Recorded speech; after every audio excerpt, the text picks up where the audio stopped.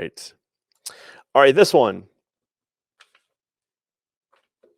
We're going to talk about this comes from a girls' game, all right, but this also applies to the boys. But I will tell you this. So for all my coaches and parents who are lurking right now, who have daughters, and we've spoken, you know how much this frustrates me to no end. Okay. So the idea here is in the women's game. Um, so I've got a great lacrosse dad who's part of my lacrosse goal university coaching group, and we have had some phenomenal coaching conversations. He has a female goalie. He also coaches, but he's also played a bunch of sports, different sports, football, basketball, I think a little hockey, maybe. Never played lacrosse. But a point that he and I have kind of discussed over the years is this idea that in women's lacrosse, there seems to be a fundamental lack of uh, of understanding of how other sports do things. And so one of the things that's kind of crept into the women's game over the last, like, I don't know, 5, 6, 7 years, probably longer, but it's just been really noticeable in that time frame, is this idea where the goalie starts to act like another defender when the ball's in the defensive end. And this clip that I'm going to show you now um, is about that. And so let me get rid of that. Delete room. Okay, now this goalie is who is this? Emily English. This is Boston College. Emily's a freshman, and she's actually from Hingham, Massachusetts, and she went to Thayer Academy. I had no idea when I was Googling her. She's like, yeah, she went to Thayer. It's really, really cool. Where I went before I left, I went to Lawrence. Okay. But the idea is, and she's a 20, Thayer Academy. She's a 2025, and she's from Hingham, Massachusetts, which is a beautiful town on the coast of Massachusetts. Just beautiful. All right. It's where every one of those like Hallmark video, like Christmas movies should be shot. Okay, so and I think over the course of this year, I'll show more of these clips, especially on the women's game, because this drives me nuts. So goalies should not be playing defense. All right. The goalie's perspective, the goalie should not be trying to cut down passes. And the goalie, I hate it. Stay in the goal, knuckleheads. Thank you. Um, so Bob, there you go. So the idea here is your goalie is going to be better off. Okay. Let's say I'm going to teach my goalie that I want them to be able to pick off passes. All right. I want them to like, okay, this is going to be like, we're going to teach this for real. So bear with me here. And if you're just listening to me right now, you got to hear me out because you're going to get confused. But let's say I was going to teach my goalie to be like just this sneaky little, like you're going to get every little pass that comes over the top of that cage. How do you think they would act? Do you think that they would like all of a sudden stand like this and wave their stick around, or would they kind of hide behind the cage a little bit and basically help them, um, kind of sneak attack, right? Like that's something to like think about, right? So the idea is here. You'll watch as we kind of play this through, right? I'll play this through live once.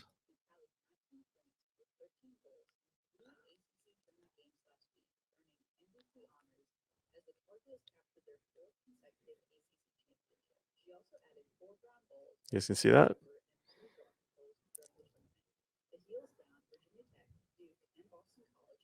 All right. So what we're going to pick apart here is fundamentally when the ball is above the goal line, like towards side right, side left, top left, whatever. The goalie's primary concern has to be being in the cage. And there was a clip I had, I think it was last year, and it was a goalie doing this and stepping away from the cage and getting scored on because the goalie totally got lost to where they were, right? So what's happening here is in this moment, I don't believe that the goalie has an understanding of this player right here. I think what she's looking at is the eyes of the ball carrier. Okay. The eyes of the ball carrier. And what happens there is that's never really a good thing to do, because as players get better, you can look off the defense, right? So if I'm an offensive player and if I look a little bit like 5 yards over here and I get you looking this way, but out of the corner of my eye, I can see somebody open. Oh, I'm just going to pick you apart all day. It's like Patrick Mahomes, man. Like just that's or Magic Johnson, right? Back in the day of the Lakers with no look passes, right? That's kind of what's going on here. So, what I want to talk though about fundamentally here, especially in the women's game, like I see this over and over and over again. It really drives me nuts. Is the defense, the off-ball defense in the women's game is horrible, horrible. This is Boston College. Like this is, tongue in cheek. He says a pretty good team, right? And UNC, a pretty good team. So the idea here, um, like I'm all for a goalie picking off a pass. I'm all for a goalie running down the field. I'm all for a goalie acting like an extra defender and taking advantage of opportunities that come their way. I'm just not open to doing that at the expense of putting them out of position when I could be teaching the defense how to play better. Right. And so in this particular play, so this player off ball. So first of all, you've got. Let's just back this up a little bit, and I'll try to do this. All right, we'll play this a little bit. So okay, so 14, who has the ball? I'm gonna have to pull this up a little bit. All right. Okay. So 14 has run down the alley. Okay, and this is also 14. The BC defender here is also 14, I believe. All right. So she is now out of position, but she recovers, and now 14 with the ball backs off. So if you're going to slide, like if you're going to cover this person, um, if she were to take a shot from here, if 14 were to take a shot from here, I would venture a guess that our goalie has a pretty good chance of making that save. All right, I just really, really do. I feel confident in the goalie. I know that this is something uh, it's like 6 yards, but it's like from a really tight angle. We got a pretty good chance we're going to make this save. Okay. So 14 with the ball is going to back out. Now, if I want to slide, I could slide from this defender, but whatever. What I'm watching most importantly over here is like this defender running away, this defender here, who is behind, like is just not in a really good position to be helping um, play defense, right? And so right here now, the player with the ball is neutralized. It's totally neutralized. So uh, where this starts to get dangerous, in my opinion, is now the goalie is going to start to creep out, like but she doesn't know what she's defending, and this happens a lot when the ball goes from behind. Um, when the ball comes from behind, and we'll show that in a clip another day.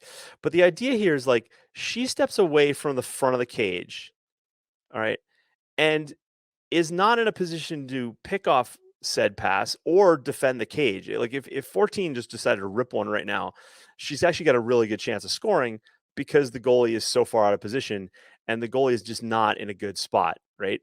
Because what ends up happening is a lot of times in these plays, the goalies are the coaches say like, okay, we want you to defend, like we want you to be like an impediment to the front of the cage. Well, and then they end up doing that, and there's nobody who's there, right? There's no, so they're out of position. Like they're just like they're defending something that may or may not be there. And what I mean by that is like the goalie can. I've got another clip that I can show you guys where the goalie is like the ball is back left and the goalie is standing in front of the left post, like like this with their stick up, like and there's nobody behind him. Like there's no there's no pass gonna even happen. So that's just like wasted energy and wasted time and effort. Yes, Bob Nunn, this totally hurts my eyes too. Yeah, this totally hurts my eyes exactly. But my son's coach yells at him to stay in the cage, knucklehead a lot. So, but for Jupiter, listen, there's a time and a place, and I believe the lacrosse goalie of the future is going to be, if they're athletic, which they should be, we're going to pick apart the offense. All right, so we're going to force them so far away from the crease because they know our goalie is like going to pick apart anything that shows up near them. We're going to make them pay. So there's a time and a place. Okay. But this just blows my mind. Okay. So because now what ends up happening is the goalie, because I'm just pretty confident she does not know that UNC player where she is. Right. And that's what's most important to me here. But also the defender is completely now is nowhere near. Now, what should be happening here is if I'm a defender and I'm in the middle of the crease, right? If I'm in front of the crease, the goalie should be saying ball side right. And as a team, we should know like where is the slide coming from? And what happens so many times, and I just see this over and over in the women's game, is that this defender is like ball watching, but not in a position to really help. And I know there's all sorts of weird rules in the girls' game, and I know, and even I'll admit sometimes I get confused, right? But the idea here is that this defender is nowhere in a position to help, and this is like the easiest pass in the world ever, right? And so now our goalie's like out of position, but not helping. And when you're no man's land, you're hosed, right? Boys or girls, right?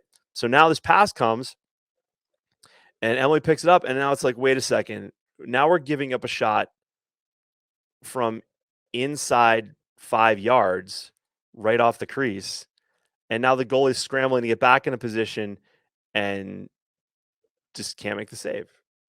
And that's just disappointing. So what I want to see here is, one, I want to see a goalie just be focusing on being a goalie. We have to, especially in the women's game and in the men's game too, we have to make our defense accountable for helping out. And I just see this so much in the girls' game where the defense get like it's like they're lost. Um, um, more Adam Hetrick, more padding needed, and she jumped. Yeah, I can only cover so much in one clip, but you're kind of right.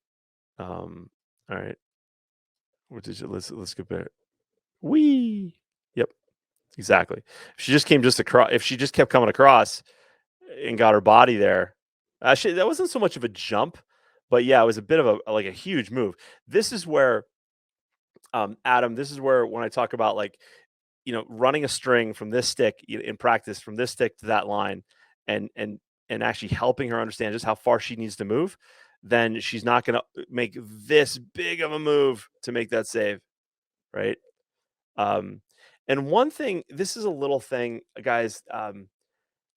So your goalie should think about the shot like you're throwing a snowball at a pane of glass, right? So what I see girls do this more than boys, I'll be honest. Is that, see how she ends up and she's looking at the ball in the cage? What we're doing as we develop goalies, okay? If we develop goalies, we want to teach them this idea like there's a pane of glass here in front of them. It's basically where their stick is. That's their stick. I call it being on plane or on pane, P-A-N-E. Right? So the stick is primarily going to stay on that plane, okay? And the ball is going to come at you like a snowball. And imagine that ball is going to hit the glass. That's where our focus needs to be, is on that spot. And so I see many times, and when I was pulling up these clips, the clips that I pulled this from, there are a lot of other clips of girls getting scored on, and it's like they're looking at the ball in the cage, and when in fact the movement and the view is like, it's like this. It's like that. I'm just moving here, and oh shit, I missed it, right? But I'm not going like, oh, I want to reinforce this move or whatever it is, right? So it's like that ball came and that snowball came and it smushed the glass like right there, went, and that's what I was trying to do, right? That's what I was trying to do, and what it does is it brings in, um, the focus. It lowers the movement. And this is a perfect example of what I say is like I just believe lacrosse goalies are never trained enough to understand just how much space they need to cover, right? Yes, we have to respect that first fake, but also we don't have to just be like, "Wee," and send it, right? So that's, um if she stayed where she was originally, she would have been good. Yep, this is true. Bob Nunn, this hurts my eyes. Um, um, and Adam Hetrick writes, "Okay, rabbit hop. I'm having trouble focusing." Um, yeah. So listen, again, to Emily's point, like she's just doing what a coach has asked her to do. I'm not picking apart Emily. So Emily, if you're watching this, if this ends up in your screen, someone says, "Hey, that coach was talking about you." Listen, big fan. All right. But I just think as a team can do better here for their goalie. Comes down to lots of goalie communication because that central defender there should be listening to their goalie going, "Oh, ball side right." And the defender doesn't even have to look, just has to position themselves and know that there's no need for a slide. Um, all right. So so on pain or on plane, solid point. Yeah, that's thank you. But that's what we're looking to do here, is that the goalie is just we're just moving within that plane. And that's a tennis term. Okay. That's an old school like teaching mechanism for tennis. The idea is that as a tennis player, you're meeting the ball here, right? You're picturing where the ball is going to go, and you're coming to that point, right? And so that's the plane. Okay. So, all right. So, if you guys did you like that? Like going over the clips, was that helpful? Right? Because if you guys like that, I'll keep doing that. Um, the idea is that if I can pull more clips like that, I will. 116, 20, I think 20. Um, so if you like that, do me a hit the like, hit the thumbs up, hit the like, leave me a comment, whatever. Um, and I'll just keep pulling. I'll keep pulling clips like that as we go. So I got happy, smiles, angries, thumbs, good stuff. More clips. Jupiter says more clips. Okay, cool. Um, and yeah, and like I said, even if you have even if you have a boy goalie, you can learn from this, like these girl tactics. Um, and Bob Nunn, I like showing what not to do. Cool, thanks. Yeah, Bob. That's a funny one for me because I think I said at the very beginning tonight. We don't learn much from the the good saves, right? Um, um, Bob Jupiter writes, Bob Nunn's goalie is good on plane, but can't stay in the cage. That's awesome. Um, uh, so yeah. So listen, I will finish by saying this: the lacrosse goalie of the future is going to play at a different level, and that's what I'm here. That's what I'm helping. I'm here to help you do, right? So, and I'm happy to do it for free. But someday I want to work with your goalies. That's for sure. Um, but the idea here is that we can be better. And like I said here at the very beginning of this clip, was that in the girls in the women's game, I think we suffer from a lack of coaches who have a lot of experience playing other sports, because there's some defensive concepts here. And if I can find the clip, there's another BC UNC clip from last year where I was just like baffled. I was like, I can't believe this is happening at the D1 level. And then the goalie looks like junk, but it really, and people look at the goalie like, oh, that goalie could have been better. And I'm looking at like the 6 plays that happened before it, going like, that shouldn't even happened. Right. And it comes down to coaches understanding that coach, goalie communication, team triangle, right? Because it's got to come from the top, and it's got to be organized, because you can save. Like I watch some women's games and I'm like 50% of these shots don't even have to happen. Okay. Um, Sean Ciotti, learn more from failures than success. There you go. Then I will pick them apart as long as nobody gets their panties in a bunch. Oh, sorry, that's probably not good watching a women's club, but just I'd say that for the boys all the time. Nobody can get like offended or upset or whatever. We're just picking apart. There's nothing personal. It's just business, right? So, uh, but I think we can make some good progress here this year. Okay, so all right, thanks everybody. Thanks for watching. Have a great week. And I'll see you in the group. And if you got any questions, you can email me at coachedwards@lacrossegoalietips.com. And Bob Nunn, Sean, Jupiter, Alex, Elaine, all the comments tonight. Thanks so much, guys. Really, that energy is always really helpful, and I love having that banner. Jonathan Redfern lurking in the background. I know, and Joel Rose too. All right, I see you guys. So thanks for watching. Thanks for listening. And I'll see you. All right, guys. Thanks for watching. And thanks for listening wherever you are. Do me a favor. Hit the like button if you like this. And be sure to subscribe if you haven't already. When you're ready, head on over to lacrossegoalieuniversity.com/coaching so I can work with you and your goalie. And while you're at it, check out athletespecific.com to learn more about mental performance and high performance. You may not know this, but I work with athletes in a variety of sports. Lacrosse is my love, but man, I love athletes and the families who support them. So head on over to athletespecific.com, check it out. I'll see you in the next video. Cheers.